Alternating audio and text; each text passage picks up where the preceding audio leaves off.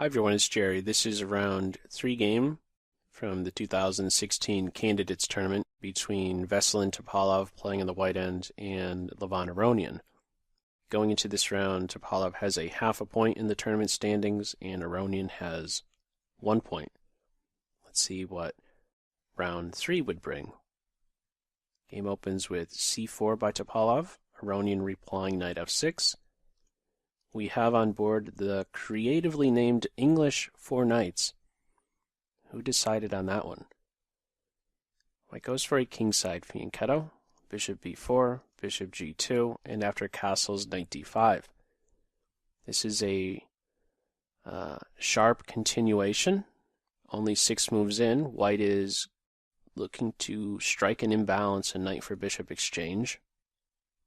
How to reply? Aronian elects for e4, a move we may describe as the critical reply to knight d5 or the principled reply. It's the move that looks to take advantage of the weakness or gap connected with White's last move. White no longer has control over e4 by playing knight d5. And so Black takes this opportunity to push in the center with e4, grab some space, do so with tempo, and inconvenience the knight who is now sidelined and lacking some squares. After d6, sure enough, we do have this knight for bishop exchange. Doing something other than that, as an example, if you're going pawn hunting, this is not to be recommended because White is still way behind development-wise, and the black pieces are really coming to life with great effect with tempo in this case. Play to f3, and how are you ever getting castled? You play to g2, and what are you doing about e2? Not a good decision, in short, to go pawn hunting.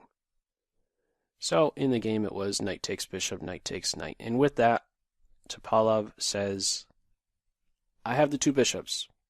And Aronian comes back with, well, I have some space in the center, an e4 pawn that is cramping.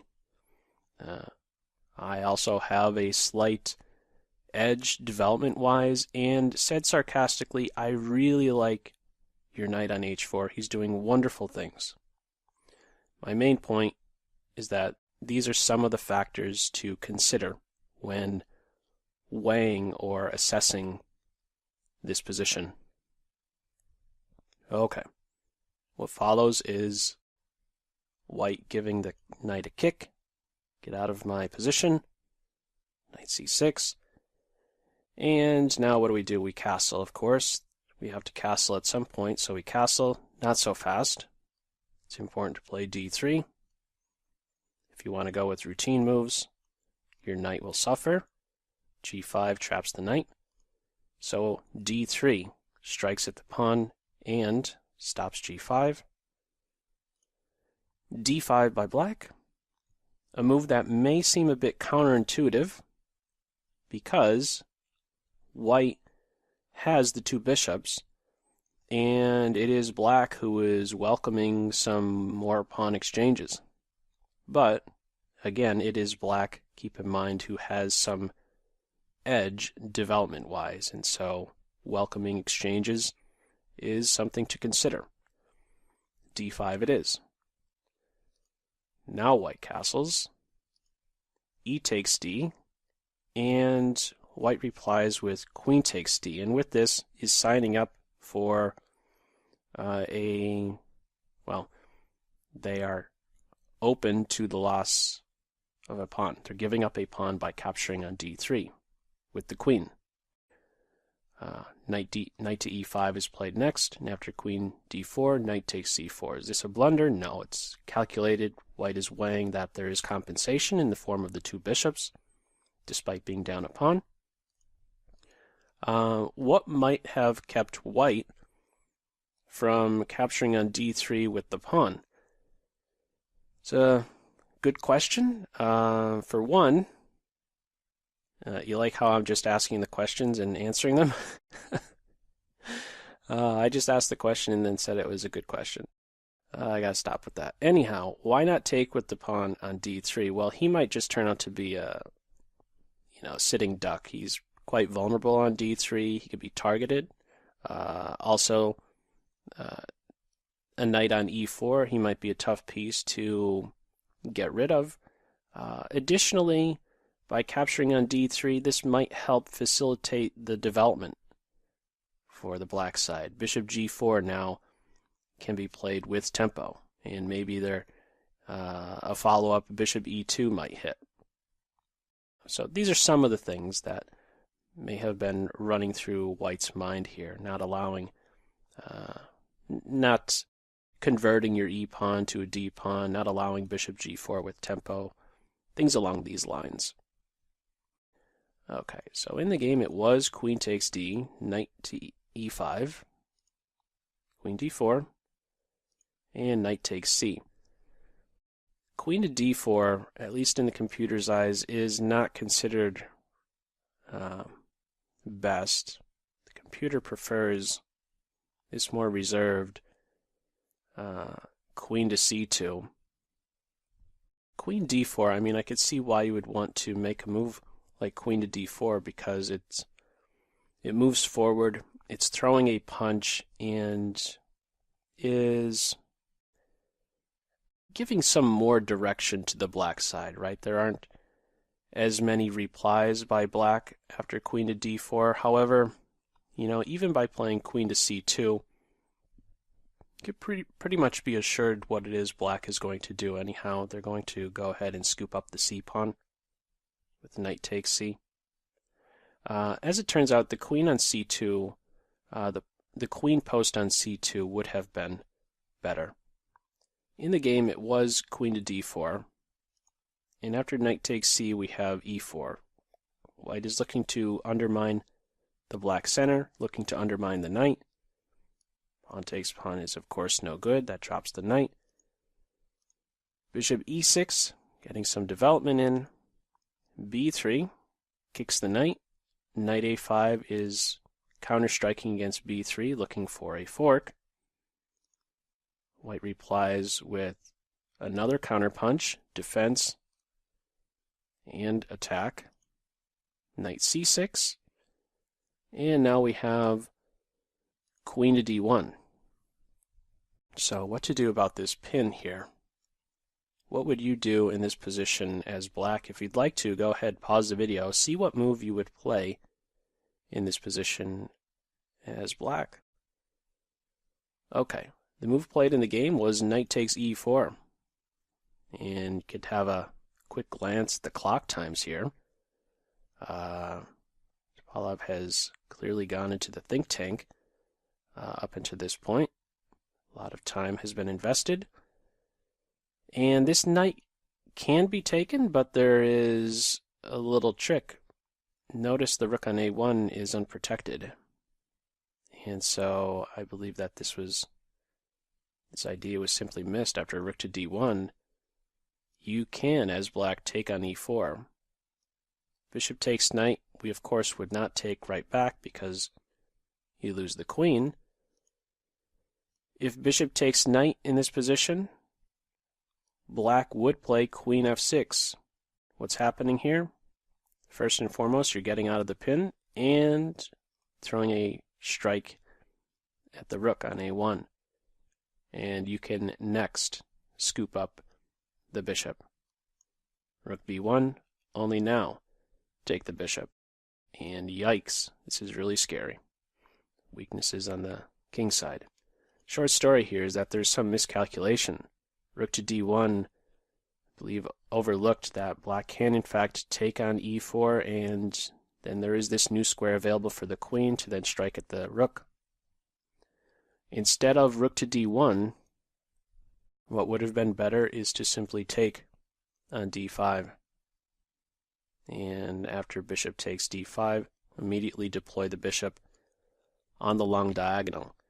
It's true, white is still down a pawn, but this is a really strong bishop. An unopposed bishop, and one who is striking, for right now at least, indirectly at the heart of black's kingside structure, that middle pawn. This would have been better to immediately take on d5.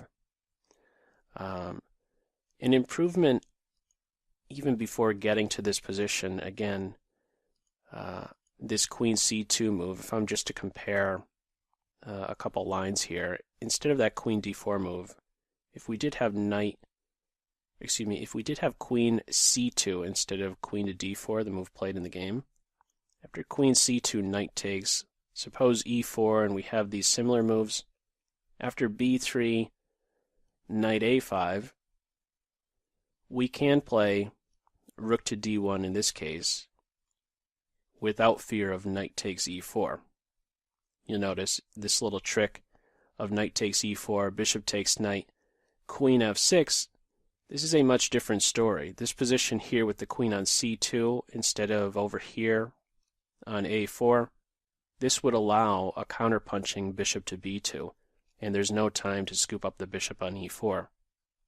Just wanted to highlight a quick difference between the queen placements, queen on c2 versus the queen on where she eventually went, the a4 square. Okay, well anyhow, in the game it was queen d4, and fast forwarding some to this point, rook to d1 was a mistake. Aronian scoops up another pawn. And you could really, you could tell just by looking at the clocks. After you play a move like rook to d1, you have about 30 minutes on your clock. Aronian fires off knight to e4 in a blink, pretty much. And then you go into the think tank and your next move takes 17 minutes. So clearly,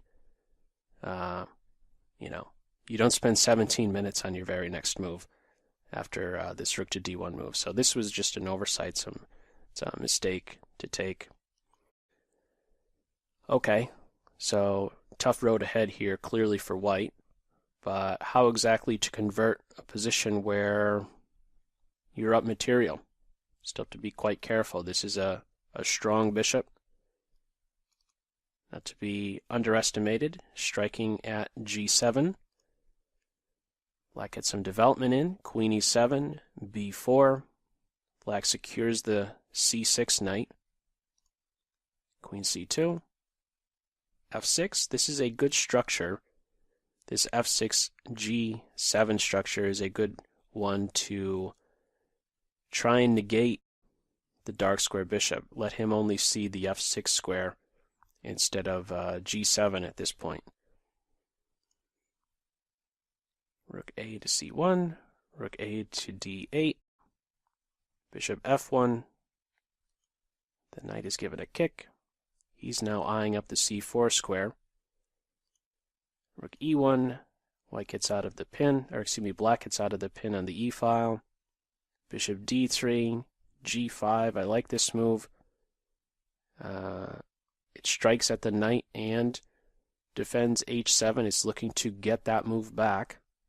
Knight g2. This pawn does a very good job in restricting the knight. Fianchettoed knights, not too good. Knight c4. And we have f4. Knight takes bishop, queen takes bishop. And they're really, as soon as this exchange happens, there really isn't too much going on.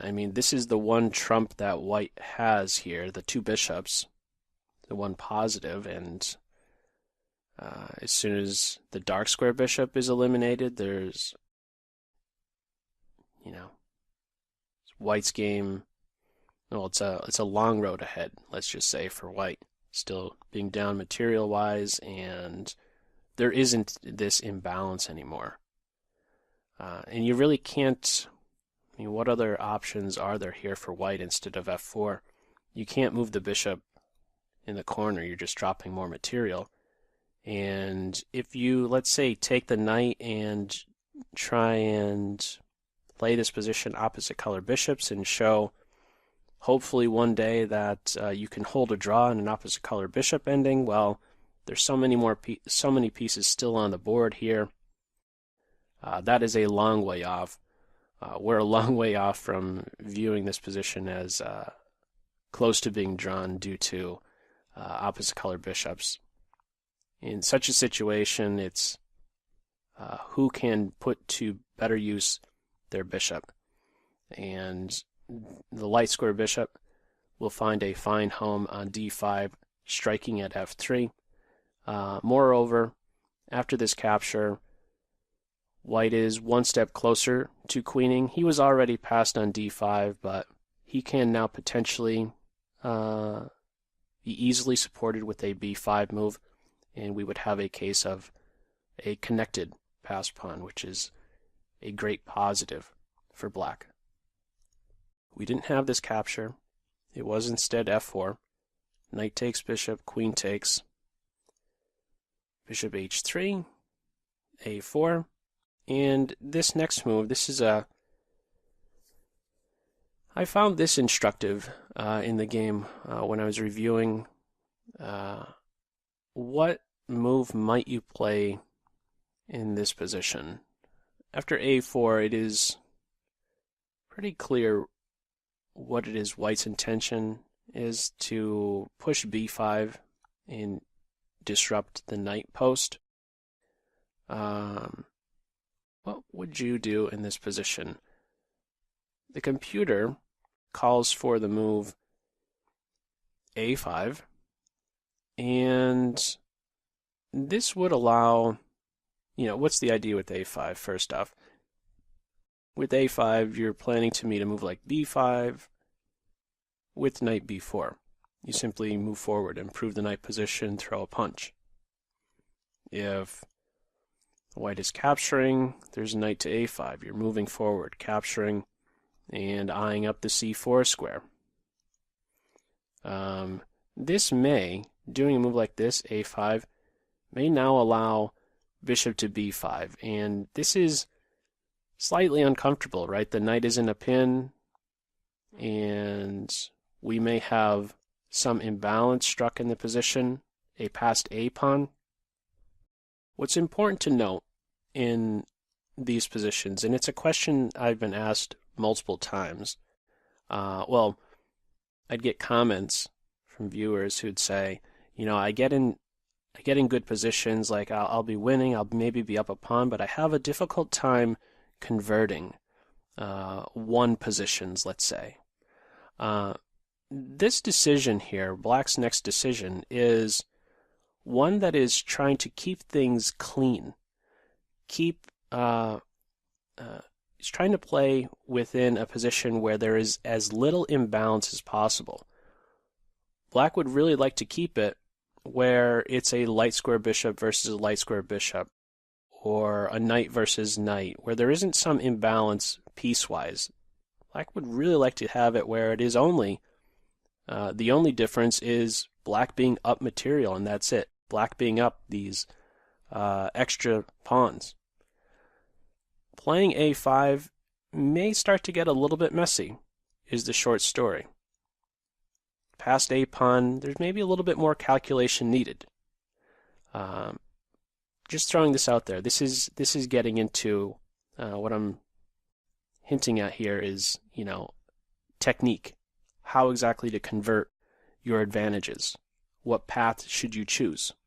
What environment should you create that will be best realized? Which environment can you create that will give you the easiest time to convert the full point? Black is not so quick to give up the b5 square by playing a5, and it's certainly something that he must have been considering, this a5 advance. In the end, what did Aronian decide on? He went with h6. And this was another move that I thought I couldn't quite understand the point of it. It's there to, well, initially at least, but I believe I came up with one reason, at least, that I was satisfied with, and that is, it is securing g5. Okay, yes, we see this. But you may fire back, well, g5 already had support. Why do you need more support? The idea here is to be in a position to meet f takes g with h takes g, and keep the f-pawn on f6 so that your king is a little bit more secure.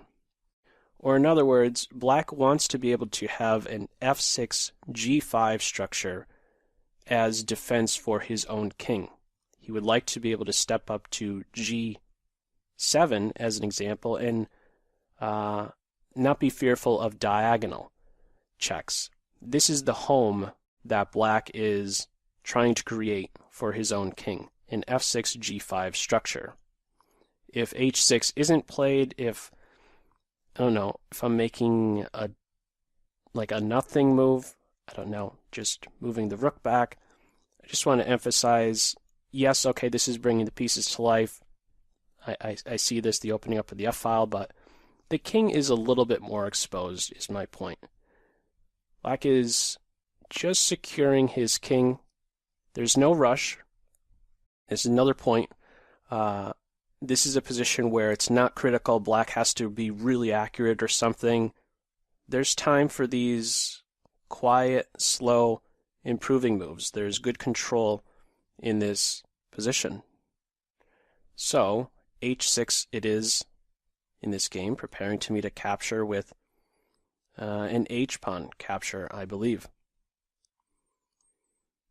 b5, a takes, knight e7, queen f2, knight f5, and just making some improvements. It's tough to actually suggest anything here for white.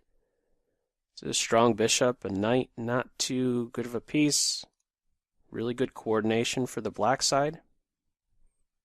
Tough to suggest anything. King h1, rook e7. These are all benefiting black. These exchanges, the more simplified it is, the better, the more advantageous it is being up this material.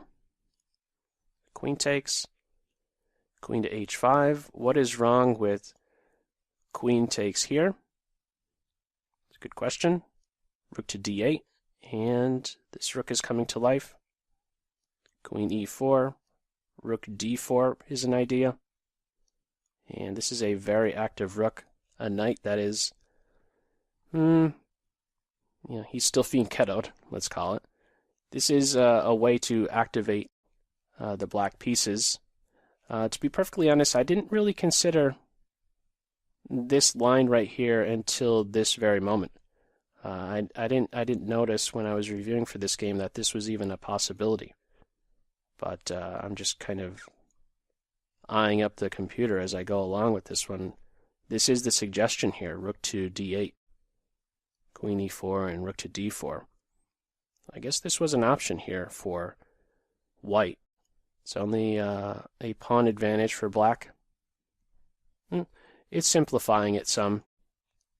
Yeah, this variation is, I guess, forcing more material, the most valuable piece, to come off the board here. Queens. So white is trying to keep the most valuable piece on the board, we might say, instead of taking on d5. Okay, queen h5 strikes the bishop. Black gives it up. And now we have a monster knight on e3. Very tough to work around. You really can't work around a knight on e3. King g1, f5.